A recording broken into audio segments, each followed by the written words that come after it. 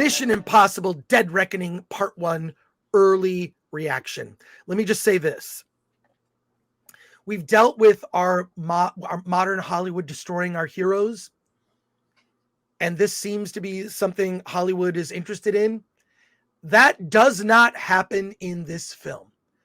I am pleased to report that much like Top Gun Maverick, Mission Impossible Dead Reckoning Part 1 seems like a movie made in another era, from another time. Like it completely ignores modernity, while at the same time tapping into the zeitgeist. We won't be talking any specifics about the story. Obviously, no spoilers, as this is our early reaction. It is action at its absolute best. It's action that feels real. There are, as you've seen in the trailer, yes, Tom Cruise jumps a motorcycle into an abyss. It's insane. There's a fight on a train.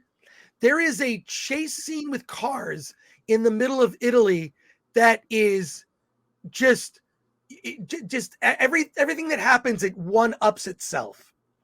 And it just feels like I'm sitting here watching the film thinking to myself, this just seems like a different, it's like you haven't had a really good steak in a long time and you decide to treat yourself and you go to Ruth's Chris Steakhouse and you have a very expensive steak dinner.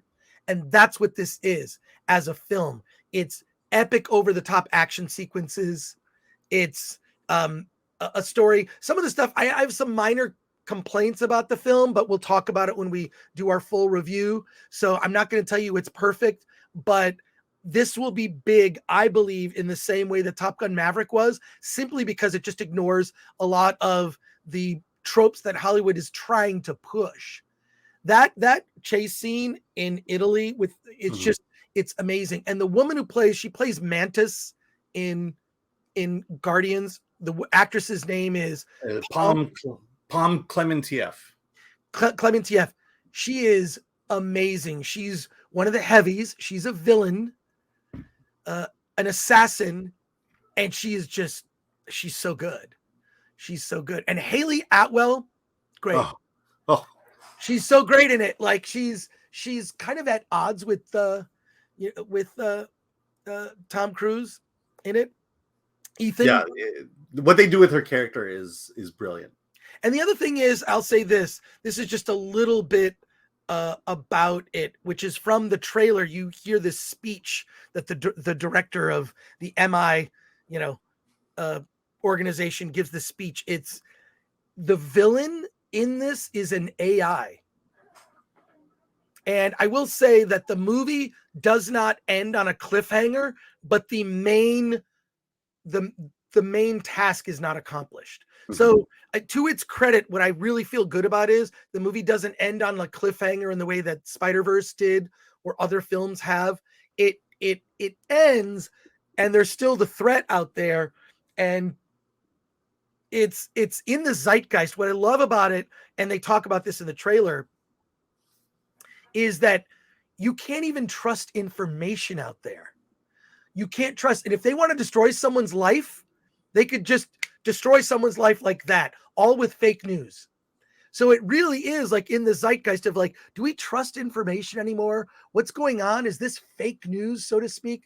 So, and that's something that's out there in the zeitgeist, and it's there's nothing preachy about it, but it asks a question. I think the best movies, when they deal with social issues, when a movie deals with a social issue, really good films, good art in general, literature, comic books, good art asks questions, doesn't lecture or tell you how to live your life or tell you you're a bad person if you don't think a certain way. That is the exact opposite of what art should be doing.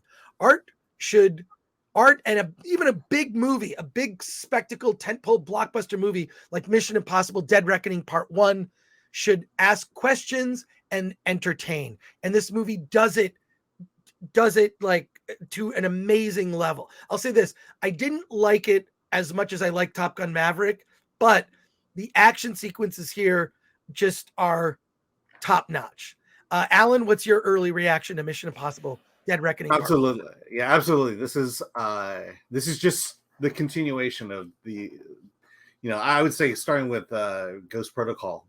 Just the quality of the action just continues to ramp itself up, and there's some amazing action scenes in this. I mean, that's what Mission Impossible is. It's just a reason to do these over the top stunt sequences, and it doesn't disappoint. If you are a fan of the series, again, this movie will not disappoint. It's not my favorite, but it's good. It is really good. I like the fact that they cast pretty people in it. I like I said this afterwards with Dante and Polly, but this is the American James Bond, and I hate to say it, but it's better than James Bond. It's so again, if you're a fan of the series, you will not be disappointed. Cool. Well, obviously strongly recommend it. I cannot wait to see it again. There is a fan screening on July 10th, which is a Monday, that I have tickets for. So I will be seeing it again. I might see it again. So I might see it a third time, but really, really enjoyed it. Can't wait to see it again. We will have a special episode of Hollywood on the Rocks next week, where we will do a full review with special guests.